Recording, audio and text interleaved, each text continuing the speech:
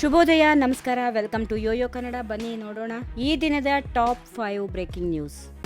ಮುಖ್ಯಮಂತ್ರಿ ಸಿದ್ದರಾಮಯ್ಯ ಬಿಜೆಪಿ ವಿರುದ್ಧ ವಾಗ್ದಾಳಿ ನಡೆಸಿದ್ದು ರಾಜ್ಯವನ್ನು ಆರ್ಥಿಕವಾಗಿ ಹಾಳು ಮಾಡಿದವರಾಗಿದ್ದು ಮಾಜಿ ಮುಖ್ಯಮಂತ್ರಿಗಳಾದ ಜಗದೀಶ್ ಶೆಟ್ಟರ್, ಬಸವರಾಜ ಬೊಮ್ಮಾಯಿ ಮತ್ತು ಬಿಎಸ್ ಯಡಿಯೂರಪ್ಪ ಎಂದು ತೀವ್ರ ಆಕ್ರೋಶ ವ್ಯಕ್ತಪಡಿಸಿದ್ದಾರೆ. ಇಂದು ಕರ್ನಾಟಕ ಆರ್ಥಿಕವಾಗಿ ದಿವಾಳಿ ಆಗಿದ್ದರೆ ಅದು ನೇರವಾದ ಹೊಣೆ ಹೊಂದಿರುವವರು ಬಿಜೆಪಿಯ ಈ ಮೂವರು ನಾಯಕರು.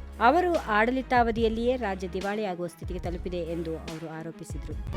ವೀರಶೈವ ಮಹಾಸಭಾದವರು ಸಮಾಜ ರಕ್ಷಣೆ ಮಾಡಿಕೊಳ್ಳಲು ಹೊರಟಿದ್ದು ಅವರನ್ನು ನಾವು ಏಕೆ ಟೀಕೆ ಮಾಡಬೇಕು? ಪ್ರಜಾಪ್ರಭುತ್ವ ಸಂವಿಧಾನದ ಪ್ರಕಾರವಾಗಿ ಅವರುಗಳು ತಮ್ಮ ನಿಲುವುಗಳನ್ನು ಪ್ರತಿಪಾದನೆ ಮಾಡಲಿ ಎಂದು ಅವರು ಹೇಳಿದರು. ಜಾತಿ ಗಣತಿ ಬಗ್ಗೆ ಶಾಮನೂರು ಶಿವಶಂಕರಪ್ಪ ಅವರ ಟೀಕೆ ಹಾಗೂ ವರದಿಯ ಅಧ್ಯಯನಕ್ಕೆ ವೀರಶೈವ ಮಹಾಸಭಾ ತಜ್ಞರ ಸಮಿತಿ ನೇಮಕ ಮಾಡಿರುವ ಬಗ್ಗೆ ಕೇಳಿದಾಗ ಮುಖ್ಯಮಂತ್ರಿಗಳು ಜಾತಿ ಗಣತಿ ವರದಿಯ ಬಗ್ಗೆ ಚರ್ಚೆ ನಡೆಸಲು ಜನಪ್ರತಿನಿಧಿಗಳಿಗೂ ವಿಧಾನಸಭೆಯಲ್ಲಿ ಚರ್ಚೆ ನಡೆಸಲು ಅವಕಾಶ ನೀಡಲಾಗುವುದು ಎಂದು ತಿಳಿಸಿದ್ದಾರೆ. ಇದಕ್ಕಿಂತ ಮುಕ್ತವಾಗಿ ಇನ್ನೇನು ಮಾಡಲು ಸಾಧ್ಯ ಎಂದು ಹೇಳಿದರು.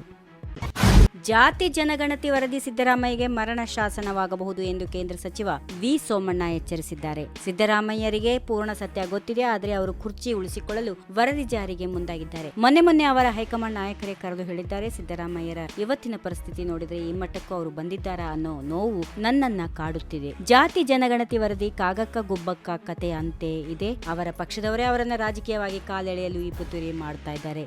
ಜಾತಿ ವರದಿ ಜಾರಿಯಾದ್ರೆ ಸಿದ್ದರಾಮಯ್ಯ ರಾಜ್ಯ ರಾಜಕೀಯ ಇತಿಹಾಸದಲ್ಲೊಬ್ಬ ಖಳನಾಯಕ ಆಗ್ತಾರೆ ಎಂದು ಹೇಳಿದರು. ಬಿಬಿಎಂಪಿ ವ್ಯಾಪ್ತಿಯಲ್ಲಿ ಕೈಗೊಳ್ಳಲಾಗುತ್ತಿರುವ 2,000 ಕೋಟಿ ರೂಪಾಯಿ ವೆಚ್ಚದ ವಿವಿಧ ಕಾಮಗಾರಿಗಳಲ್ಲಿ ಉಪಮುಖ್ಯಮಂತ್ರಿ ಡಿಕೆ ಶಿವಕುಮಾರ್ ಅವರು ಶೇಕಡಾ 15% ಕಮಿಷನ್ ಪಡೆದಿದ್ದಾರೆ ಎಂದು ಆರೋಪಿಸುತ್ತಾ ರಾಜರಾಜೇಶ್ವರಿ ನಗರ ಕ್ಷೇತ್ರದ ಬಿಜೆಪಿ ಶಾಸಕ ಮುನಿರತ್ನ ಅವರು ಪ್ರಾಸಿಕ್ಯೂಷನ್ ನಡೆಸಲು ಅನುಮತಿ ನೀಡುವಂತೆ ಕೋರಿ ರಾಜ್ಯಪಾಲರಿಗೆ ದೂರು ಸಲ್ಲಿಸಿದ್ದಾರೆ. ರಾಜಭವನಕ್ಕೆ ತೆರಳಿ ರಾಜ್ಯಪಾಲ ತಾವರ್ಚಂದ್ ಗೆಹ್ಲೋಟ್ ಅವರನ್ನ ಭೇಟಿ ಮಾಡಿದ ಮುನಿರತ್ನ ಬೆಂಗಳೂರು ನಗರ ಅಭಿವೃದ್ಧಿ ಸಚಿವರು ಆಗಿರುವ ಉಪಮುಖ್ಯಮಂತ್ರಿ ಡಿಕೆ ಶಿವಕುಮಾರ್ ವಿರುದ್ಧ ಕೆಲವು ದಾಖಲೆಗಳನ್ನು ಸಲ್ಲಿಸಿ ಅವರ ವಿರುದ್ಧ ಭ್ರಷ್ಟಾಚಾರ ನಿಗ್ರಹ ಕಾಯ್ದೆಯಡಿ ದೂರು ದಾಖಲಿಸಿ ಅವರನ್ನು ತನಿಖೆಗೆ ಒಳಪಡಿಸಬೇಕು. ಇದೊಂದು ಬೃಹತ್ ಭ್ರಷ್ಟಾಚಾರದ ಪ್ರಕರಣವಾಗಿರೋದ್ರಿಂದ ತನಿಖೆಯ ಅಗತ್ಯ ಇದೆ ಎಂದು ಪ್ರತಿಪಾದಿಸಿದ್ದಾರೆ.